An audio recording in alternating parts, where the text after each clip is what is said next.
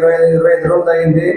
ఈ బ్యాంకు పైన మేము పూర్తిగా అవగాహన నాకు కొంచెం ఉన్నా కానీ మా డైరెక్టర్కి అవగాహన లేదు. మేమందరూ కూర్చొని కలిసి పూర్తిగా అవగాహన చేసుకొని బ్యాంకు పురోభివృద్ధిని ఏ విధంగా ముందుకు తీసుకోవాలనే దానిపైన మేము చర్చిస్తున్నాము. దానిపైన ఈ అజెండాలో వచ్చిన అంశాలపైన చర్చించి ఆర్సీసీ వాళ్ళతో డీసీ వాళ్ళతో కూడా మాట్లాడి మా ఎమ్మెల్యే గారి డిస్కస్ చేసి ఉద్యోగస్తుల జీతభత్యాలను ఏ విధంగా పెంచాలి, షేర్ క్యాపిటల్ని ఏ విధంగా ముందుకు పెంచుకొని పోవాలి, బ్యాంక్ ఖాతాదారులకి రావాల్సిన ఏ విధంగా చేయాలి, ముందుకు తీసుకుని పోయేదానికి అన్ని మేము ప్రయత్నం చేస్తాము. వాళ్ళకి ఎంప్లాయీస్ కూడా జీతాలు పెంచి ఆర్సీసీ మినిస్టర్ గారితో మన అచ్చెన్నాయుడు గారి దృష్టికి తీసుకెళ్ళి వాళ్ళకి జీతాలు పెంచేదానికి కూడా సాయశక్తులు కృషి చేస్తాము.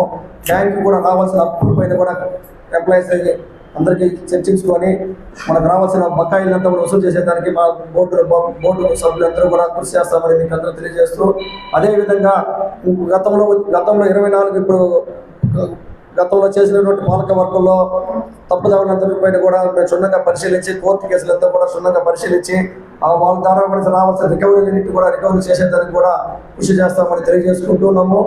మరియు ఇంకా మనకు కావాల్సినటువంటి సదుపాయాలు కూడా ఇంకా గోల్డ్ లోన్ని మార్టిగేజ్ లోన్ కూడా పెంచేదానికి మా ఖాతాదారులు డైరెక్టర్లతో కూడా కృషి చేస్తామని తెలియజేసుకుంటూ ఈ అవకాశం వచ్చిన మీకు అందరికీ కూడా కృతజ్ఞతలు తెలియజేసుకుంటున్నాను. ఈ సభ ఇద్దరితో ముగిస్తున్నాం.